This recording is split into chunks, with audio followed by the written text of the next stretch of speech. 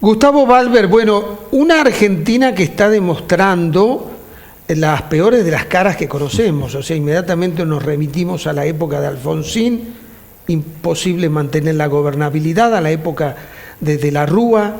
¿Estamos en condiciones similares? No, yo creo que no. La Argentina actual está bastante sólida. No quiere decir que sea una Argentina fuerte. Comparando con 1989, comparando con 2001, la economía actual es bastante más sólida que en ese momento. En esto de Argentina débil o no, por supuesto, ahí hay argumentos para los dos lados en el debate que hubo con estos piques del dólar para arriba, caída en valor de acciones y títulos públicos. Alberto Fernández tiene razón al decir esto ocurre porque Macri deja una economía débil. Macri tiene razón al decir esto ocurre porque ganó Alberto Fernández o porque sacó más votos a Alberto Fernández. En un contexto de economía fuerte, el triunfo de Alberto Fernández no hubiera provocado este sacudón. En una economía débil, el triunfo de Macri tampoco hubiera provocado esta sacudida. Pero no es una economía tan débil, sobre todo como la de Alfonsín. En el caso de Alfonsín tenías un Estado con un terrible déficit fiscal, con precios de commodities por el piso, con una productividad de la economía muy mala y con una infraestructura económica muy mala. Entre los pocos aciertos que ha tenido en la macroeconomía el gobierno actual, uno de ellos ha sido convenir con el Banco Central que no haya exceso de emisión monetaria. Y eso se consigue solo si las cuentas fiscales son relativamente equilibradas. Eso se ha hecho. El lado negativo de lo que pasó en estos días post-paso, eso hubiera tenido buenos efectos en unas bajas notables de la tasa de inflación de agosto en adelante. No hay nada instantáneo en economía, las conductas del Banco Central tampoco lo son. De agosto en adelante se hubiera notado notoriamente una tasa de inflación más baja. Bueno, ahora ya no, es imposible de pensar ese escenario. Pero es una economía distinta de la del 83, sobre todo de la del 89, perdón.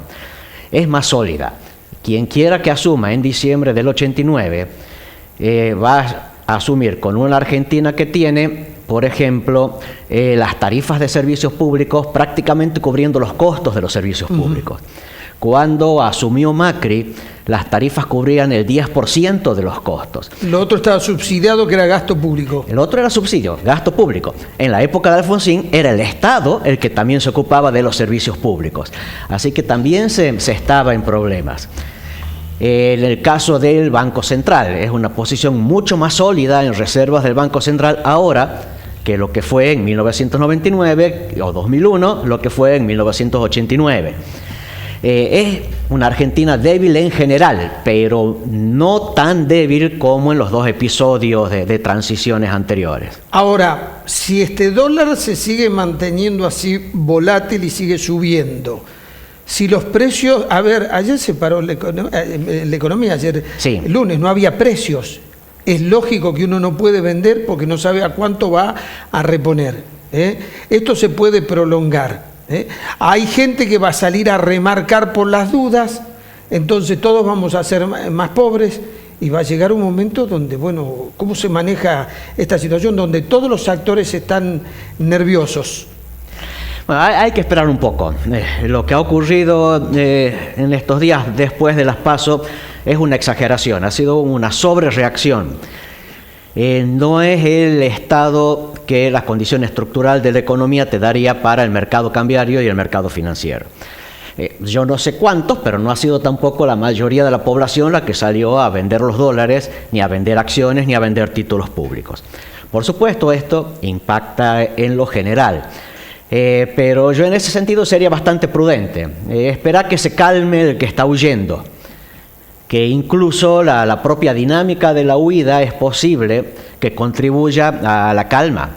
Tenés un dólar alto, bueno, el que no salió a comprar por reservarlo ahora va a empezar a vender un poco, eso te ayuda a calmarlo, es de esperarse. Yo no esperaría mucho, esa es mi parte pesimista, de la situación de Alberto Fernández. Como vos decías en la introducción del programa, Alberto Fernández únicamente ganó la candidatura.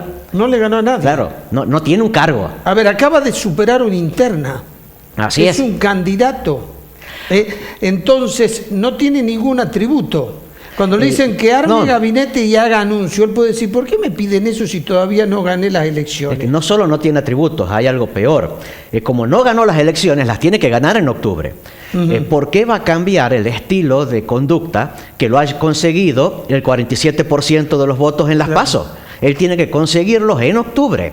Es decir, a él no le conviene llamar a la prudencia si es que ve que eso le va a restar votos para la elección que es en serio, Claro. que es la que viene. Entonces no tiene incentivos para ser prudente. Está bien, pero tampoco la teoría de cuanto peor mejor, porque él no quiere recibir una economía con un dólar a 100 pesos, con precios por las nubes y gente mucho más empobrecida. No lo sé, ahí tengo mis serias dudas. ¿Vos crees que sí, que ellos eso no le tienen miedo?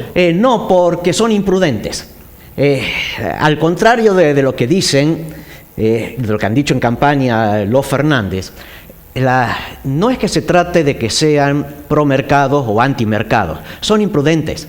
En el mundo tenés más de un centenar de países con políticas económicas relativamente sanas, relativamente responsables y orientaciones ideológicas muy diferentes en sus gobiernos. Pero tienen unas pocas cosas en común que hacen que no importa si sos más de izquierda, más de derecha, no andan a los bandazos. El kirchnerismo mostró en 12 años ser imprudente en economía. Fernández en sus declaraciones no ha mostrado ninguna prudencia.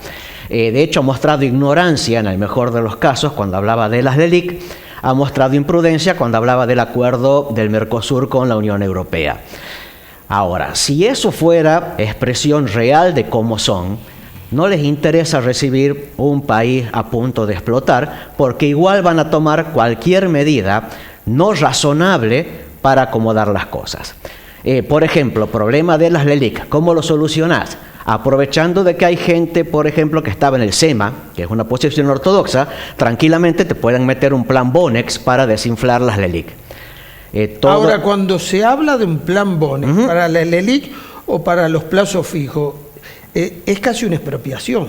Sí, pero la hizo el peronismo. No te olvides, en 1989, con Herman González como ministro de Economía, Carlos Saúl Menem como presidente. ¿Por qué no hacerlo ahora si estas mismas personas te pusieron un cepo para el movimiento de los dólares, por ejemplo? Claro. O te prohibieron exportar carne. O sea, ¿por qué no hacer un Bonex? Ahora, si esta imagen, este anuncio va tomando fuerza, ¿vos sabés lo que puede generar en el mercado? Sí, por supuesto, una linda corrida bancaria a medida que vayan venciendo los plazos fijos. Claro. Donde la gente compró dólar al precio que sea y lo escondió, no lo dejó expuesto. Así es, pero bueno, esos son los riesgos de inestabilidad. Yo igual creo que hay que esperar que pase esta semana, para que pase el sacudón. Bien. Y veamos. Se supone que esta semana el gobierno va a hacer algún tipo de anuncio para mejorarle la situación a la clase media, la cual ha perdido. Entonces, subir el piso de ganancia, algunos créditos subsidiados para las pymes.